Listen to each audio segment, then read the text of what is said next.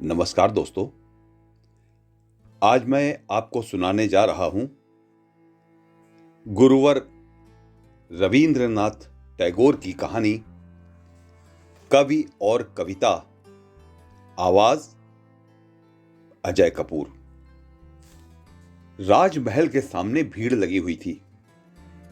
एक नवयुवक सन्यासी बीन पर प्रेम राग अलाप रहा था। उसका मधुर स्वर गूंज रहा था। उसके मुख पर दया और सहृदयता के भाव प्रकट हो रहे थे। स्वर के उतार चढ़ाव और बीन की झनकार दोनों ने मिलकर बहुत ही आनंदप्रद स्थिति उत्पन्न कर रखी थी। दर्शक झूम झूम कर आनंद प्राप्त कर रहे थे। गाना समाप्त हुआ। दर्शक चौंक उठे। रुपए पैसे की वर्षा होने लगी। एक एक करके भीड़ छटने लगी। नवयुवक सन्यासी ने सामने पड़े हुए रुपए पैसों को बड़े ध्यान से देखा और आप ही आप मुस्कुरा दिया। उसने बिखरी हुई दौलत को एकत्रित किया और फिर उसे ठोकर मारकर बिखरा दिया। इसके पश्चात बीन उठाकर एक ओर चल दिया। राजकुमारी माया ने भी उस नवयुवक सन्यासी का गाना सुना था। दर्शक प्रतिदिन वहां आते और सन्यासी को ना पाकर निराश हो चले जाते। राजकुमारी माया भी प्रतिदिन राजमहल के सामने देखती और घंटों देखती रहती। जब रात्रि का अंधकार सर्वत्र अपना आधिपत्य जमा लेता तो राजकुमारी खिड़की में से उठती। उठने से पहले वो सर्वदा एक निराशाजनक करुणामय आह खींचा करती थी। इसी प्रकार दिन, हफ्ते और महीने बीत गए। वर्ष समाप्त हो गया, परंतु युवक सन्यासी दिखाई नहीं दिया। जो व्यक्ति उसकी खोज में आया करते थे, धीरे धीरे उन्होंने आना छोड़ दिया।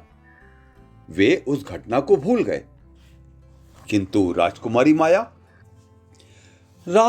माया उस सन्यासी युवक को हृदय से न भुला सकी। उसकी आंखों में हर समय उसका चित्र फिरता। होते होते उसने भी गाने का अभ्यास किया।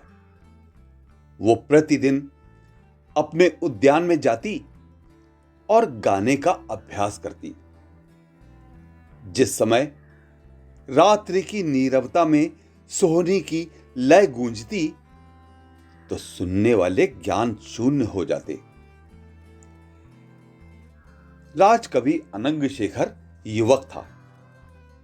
उसकी कविता प्रभावशाली और जोरदार होती थी। जिस समय वो दरबार में अपनी कविता गायन के साथ पढ़ता तो सुनने वालों पर मादकता की लहर दौड़ जाती। शून्यता का राज हर ओर होता। राजकुमारी माया को कविता से प्रेम था। संभवतः वो भी अनंग शेखर की कविता सुनने के लिए विशेषतः दरबार में आ जाती थी। राजकुमारी की उपस्थिति में अनंग शेखर की जुबान लड़खड़ा जाती। वो ज्ञान शून्य सा खोया खोया हो जाता। किंतु इसके साथ ही उसकी भावनाएं जागृत हो जाती। वो झूम झूम कर और उदाहरणों को सम्मुख रखता। सुनने वाले अनुरक्त हो जाते। राजकुमारी के हृदय में भी प्रेम की नदी तरंगे लेने लगती। उसको अनंग शेखर से कुछ प्रेम अनुभव होता, किंतु तुरंत ही उसकी आंखें खुल जाती और युवक सन्यासी का चित्र उसके सामने फिरने लगता। ऐसे मौके पर उसकी आंखों से आंसू छलकने लगते। अनंग शेखर आंसू भरे नेत्रों पर दृष्टि डालता तो स्वयं भी आंसुओं के प्रवाह में बहने लगता। उस समय वो शस्त्र डाल देता और अपनी जुबान से आप ही कहता, मैं अपनी पराजय मान चुका। कवि अपनी धुन में मस्त था। चहुं ओर प्रसन्नता और आनंद दृष्टिगोचर होता था। वो अपने विचार में इतना मग्न था जैसे प्रकृति के आंचल में रंगरेलियां मना रहा हो। सहसा वो चौंक पड़ा। उसने आंखें फाड़ फाड़ कर अपने चहुं ओर दृष्टि डाली और फिर एक उसास ली। सामने एक कागज पड़ा था। उस पर कुछ पंक्तियां लिखी हुई थी। रात्रि का अंधकार फैलता जा रहा था। वो वापस हुआ। राजमहल समीप था और उससे मिला हुआ उद्यान था। अनंग शिखर बेकाबू हो गया। राजकुमारी की खोज उसको बरबस उद्यान के अंदर ले गई।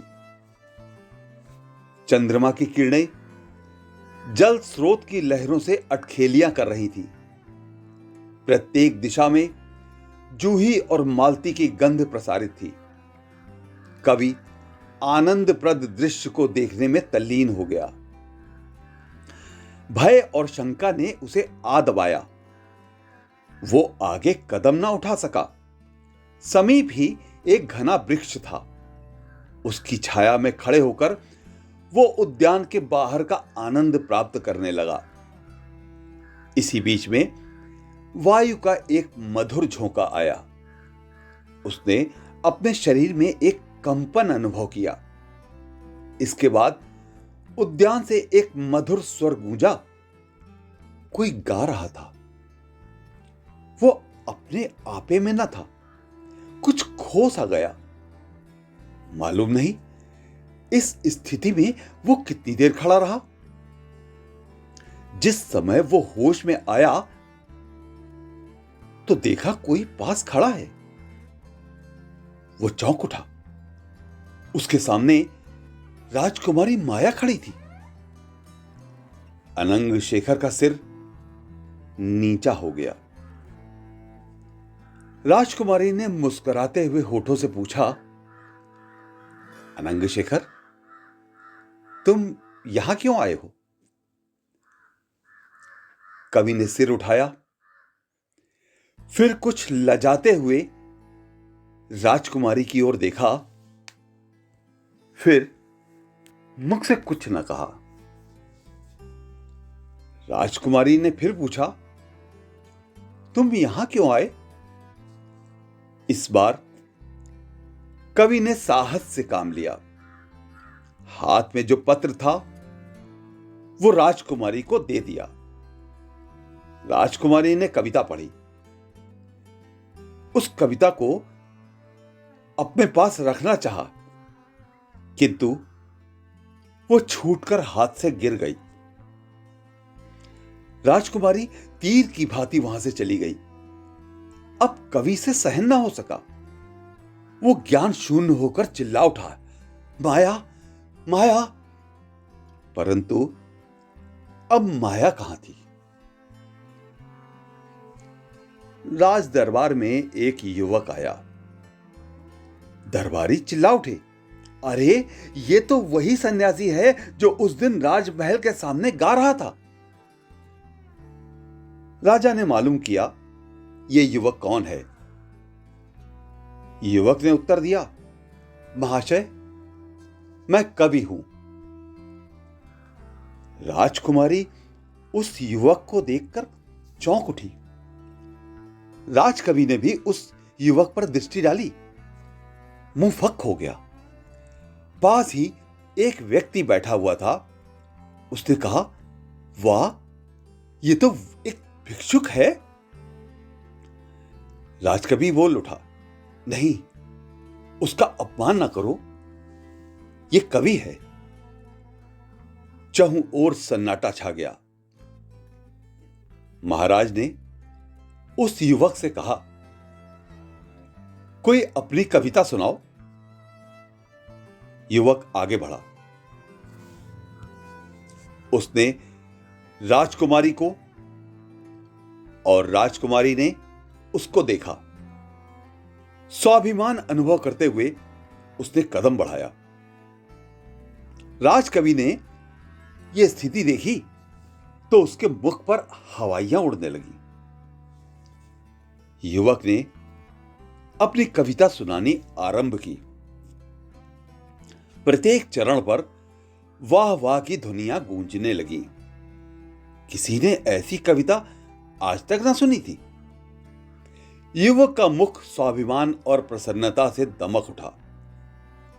वो मस्त हाथी की भांति झूमता हुआ आया और अपने स्थान पर बैठ गया। उसने एक बार फिर राजकुमारी की ओर देखा और इसके पश्चात राजकवि की ओर। महाराज ने राजकवि से कहा, तुम भी अपनी कविता सुनाओ। अनंग शेखर चेतना शून्य सा बैठा था। उसके मुख पर निराशा और असफलता की झलक प्रकट हो रही थी। महाराज फिर बोले, अनंग शेखर, किस चिंता में निमग्न हो? क्या इस युवक कवि का उत्तर तुमसे नहीं बन पड़ेगा? यह अपमान कवि के लिए असहनीय था। उसकी आंखें रक्तिम हो गईं। वो अपने स्थान से उठा और आगे बढ़ा। उस समय उसके कदम डगमगा रहे थे। आगे पहुंचकर वो रुका। हृदय खोलकर उसने अपनी काव्य प्रतिभा का प्रदर्शन किया। चहुं ओर शून्यता और ज्ञान शून्यता छा गई। श्रोता मूर्ति से बनकर रह गए। राजकवि मौन हो गया। एक बार उसने चहुं ओर दृष्टिपात किया। उस समय राजकुमारी का मुख पीला था। उस युवक का घमंड टूट चुका था। धीरे धीरे सब दरबारी नींद से चौंके। चहुं ओर से धन्य है की ध्वनि गूंजने लगी। महाराज ने राज सिंहासन से उठकर कवि को अपने हृदय से लगा लिया। कवि की यह अंतिम विजय थी। महाराज ने निवेदन किया, अनंग शेखर, मांगो, क्या मांगते हो? जो मांगोगे दूंगा। राजकवि कुछ देर तक सोचता रहा। इसके बाद उसने कहा, महाराज, मुझे और कुछ नहीं चाहिए। मैं केवल राजकुमारी का इच्छुक हूं। यह सुनते ही राजकुमारी को गश आ गया। कवि ने फिर कहा, महाराज, आपके कथनानुसार राजकुमारी मेरी हो चुकी। अब जो चाहूं कर सकता हूं। यह कहकर उसने युवक कवि को अपने समीप बुलाया और कहा, मेरे जीवन का मुख्य उद्देश्य यह था कि राजकुमारी का प्रेम प्राप्त करूं। तुम नहीं जानते कि राजकुमारी की प्रसन्नता और सुख के लिए मैं अपने प्राण तक न्यौछावर करने को तैयार हूं। हां युवक, तुम इनमें से किसी भी बात से परिचित नहीं हो, किंतु थोड़ी देर के पश्चात तुमको ज्ञात हो जाएगा कि मैं ठीक कहता था या नहीं। कवि की जुबान रुक गई। उसका स्वर भारी हो गया। सिलसिला जारी रखते हुए उसने कहा, क्या तुम जानते हो कि मैंने क्या देखा? नहीं, और इसका ना जानना ही तुम्हारे लिए अच्छा है। सोचता था जीवन सुख से व्यतीत होगा, परंतु यह आशा भ्रमित सिद्ध हुई। जिससे मुझे प्रेम है वो अपना हृदय किसी और को भेंट कर चुकी है। जानते हो, अब राजकुमारी को मैं पाकर भी प्रसन्न ना हो सकूंगा। क्योंकि राजकुमारी प्रसन्न ना हो सकेगी। आओ युवक, आगे आओ। तुम्हें मुझसे घृणा हो तो बेशक हुआ करे। आओ, आज मैं अपनी संपूर्ण संपत्ति तुम्हें सौंपता हूं। राजकवि मौन हो गया, किंतु उसका मौन क्षणिक था। सहसा उसने महाराज से कहा, महाराज, एक विनती है, और वो ये कि मेरे स्थान पर इस युवक को राजकवि बनाया जाए। राजकवि के कदम लड़खड़ाने लगे। देखते देखते वो पृथ्वी पर गिरा। अंतिम बार पथराई हुई दृष्टि से उसने राजकुमारी की ओर देखा। यह दृष्टि अर्थमयी थी। वो राजकुमारी से कह रहा था, मेरी प्रसन्नता यही है कि तुम प्रसन्न रहो। विदा। इसके पश्चात कवि ने अपनी आंख बंद कर ली और ऐसी बंद की कि फिर ना खुल सकी। और यह कहानी यहीं पर समाप्त होती है। आपसे मेरा निवेदन है कि अगर आपने हमारे चैनल को अभी तक सब्सक्राइब न किया हो तो इसे सब्सक्राइब कर लें और बेल आइकन भी दबा दें। धन्यवाद।